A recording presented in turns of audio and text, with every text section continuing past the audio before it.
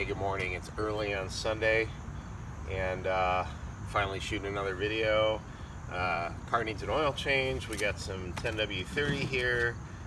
We got the Nismo oil filter, which is actually much easier to work with. More on that when we get under the hood, and some basic supplies. So we're going to go ahead and get this thing up on ramps and get started. Okay, you're good.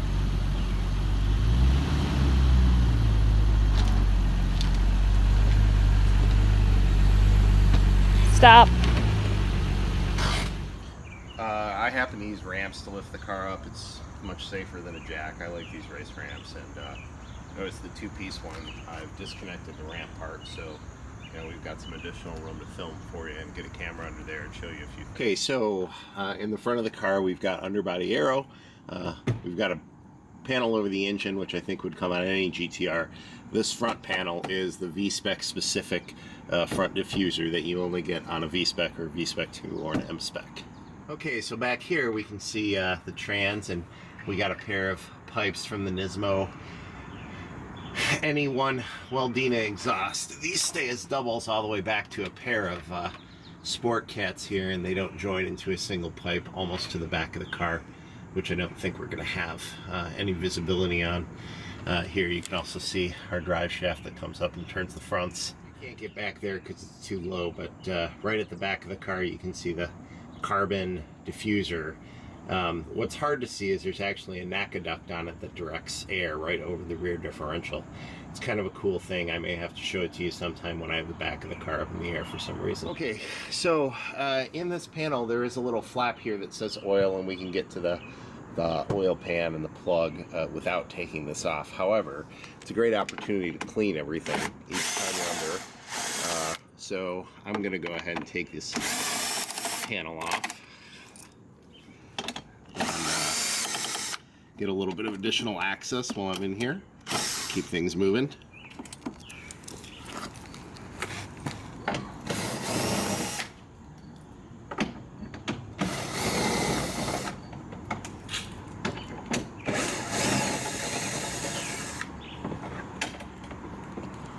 Let's see, 4 more.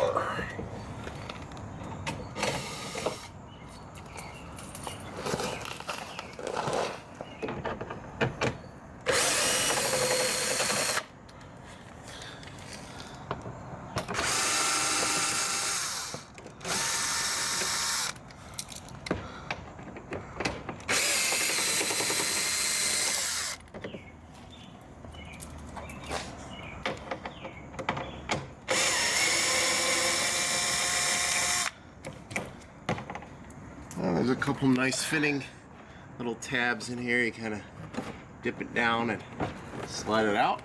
It's a very light part, so we'll set that aside. Now the engine cover itself, I think we got 7 or 8 holding this on, if I remember correctly. 1, 2, 3, 4, 5, 6, 7, 8. All right. Get all that noise out of the way so we can work. Okay, so down here we can see our intercooler, we can see our radiator, we got some hoses. I believe these are for the oil cooler, the remote oil cooler, which is up in the front here. And it's interesting, there's a couple hooks for tie downs here, which are covered up by the diffuser. So it's a lot easier to strap this down in a trailer if you don't have the diffuser on. And some people take it off before they put it up on ramps. I happen to have ramps that are gentle enough that I don't need to. It is interesting. These hooks are hidden under here. A lot of people don't know about them. So, of course, here's our oil pan. That's where we'll be draining. All right, so Normally I heat this engine up, or excuse me, normally I heat any engine up to make oil flow a little better on the way out. This engine is an exception. I'd rather wait than burn myself trying to get to the filter. So let's get this started. Notice I wear a glove for oil changes.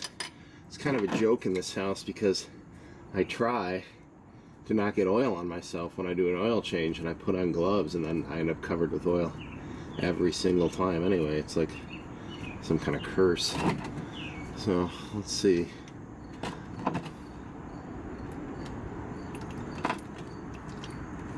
There we go. Let's make sure it's flowing, and there's the oil spraying all over me, like I said, just as expected. So oil capacity of this engine is 4.5 liters, so it's just under 5 quarts, I think. With the oil cooler, it actually holds 7 and change, maybe close to 8. Of course, we can't drain the oil cooler, it doesn't have a plug on it, so it's not all the oil gets changed when you do an oil change here. That's why we use a good synthetic, and we make sure we're changing it often enough that everything gets taken care of in due time as the oil gets rotated throughout the system. Okay, so we've got oil draining down below. Now we got to talk about the filter location. So our filter is on this side of the engine. It's on the intake side of the engine. And I don't think I'm going to be able to put a camera on it. So if you reach down here, you can see the dipstick itself, kind of behind these guys right here. And then if we keep going down past that, we run into a couple hoses. There's a couple black hoses there, which probably won't show up. Beyond that, if we go down, and then hang a right, we're touching the end of the filter. So I'm actually touching the end of the filter shape right there. So two things are going to happen. One, it's going to be very hard to get a grip on. And when we do get a grip on it, since it's on the side of the engine, oil's going to pour down the side of the engine. There's really nothing we can do about that. The filter is completely not visible from the bottom of the car, by the way, so it's no better there. It's just in a terrible spot. Okay, so the tool we're going to use for filter removal, this oil filter is actually nice and small. There are larger oil filters for this car. This one happens to have a lot of element, tightly woven element, so it's a good filter. But this is the magic tool for this guy. So this is the one that when you're removing, it grips. And it grips the filter nice and strong. Of course, when you go clockwise, it slips. When you go counterclockwise, it grabs. So this is the magic tool on a extension that's going to help us reach that filter and get it out. So this is the magic set of tools we're going to use. We've got our gripper that I showed you, we've got an extension so we can reach the filter, and we've got some flexibility on how we feed the item in and get it attached. So we're not probably going to shoot this whole thing because you're just going to have a video of me struggling to get a grip on the filter for 10 minutes, but I'm at least going to try to get started on it now. Okay, so we've already gone down here, snaked this guy down, and then, and then when we get there, in a good spot, you know, we flip it up and then we grab the filter. We've already gotten loosened about 1/8 of a turn, so it should be good to go by hand now. So because the filter is directly on the side of the motor, we've got some rags ready, because what's going to happen as soon as we take it off, it's going to start dropping oil. It's just going to come pouring out of the side of the engine, things that wouldn't come out the pan. So we got some rags ready to try to absorb as much of it as possible. This is another reason we take the underbody arrow off, even though you don't have to, because if we don't, the oil that drops down is just going to pool on top of those plastic parts and just sit there and then eventually fall out when we don't want it to. Alright. Luckily this is the cool side of the engine too, but we still try to not warm up the engine too much, because you will burn yourself trying to do this work.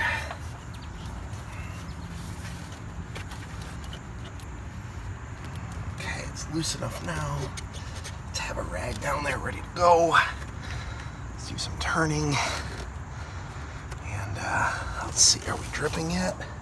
Yeah, we're starting. That's just dirt. That's just road dirt. Alright, let's see how full our filter is.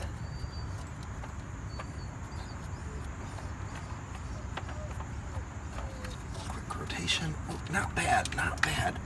Didn't drop much. But as you can see, point the camera right down in there, it's still pretty full. So if we didn't do it quick, we'd dump a whole lot of oil.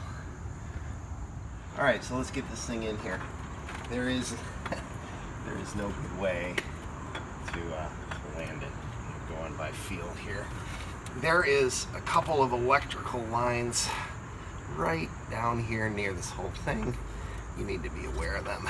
And if you're using an oil filter wrench, it's easy to pinch them. Unfortunately, the oil cooler lines don't help the situation either.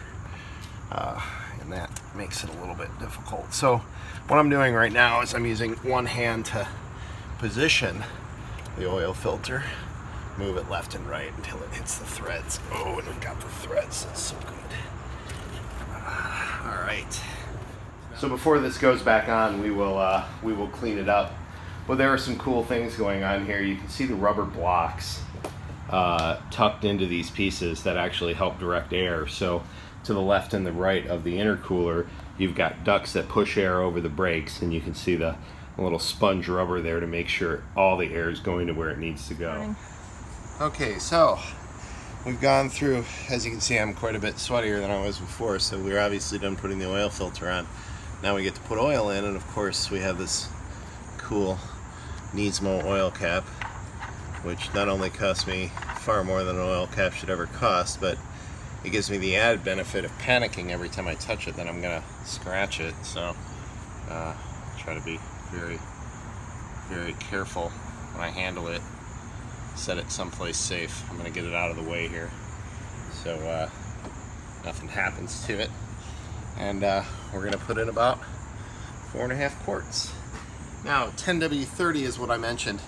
The actual spec for this car is 7.530, which obviously I never see on the shelf at AutoZone, but it does say 10W30 is acceptable for warmer climates and 5W30 is preferred for the cold.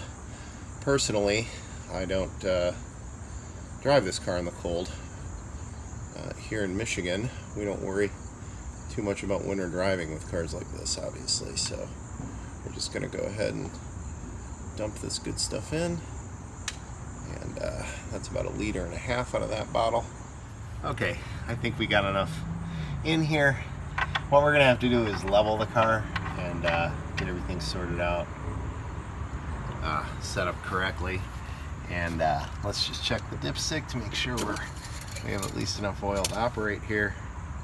And yeah, we're right at the bottom there, so that's good. We'll get it leveled, we'll get it pulled into the garage, we'll let it sit for 20 minutes, we'll let the oil move around, and we'll check it again, and it'll likely need some topping off. Alright, so we got it back on the ground, pulled it in the garage. Let's see how we did. Get that dipstick in. And let's see. And we are just barely over the low mark. Hit it on the first time. Perfect.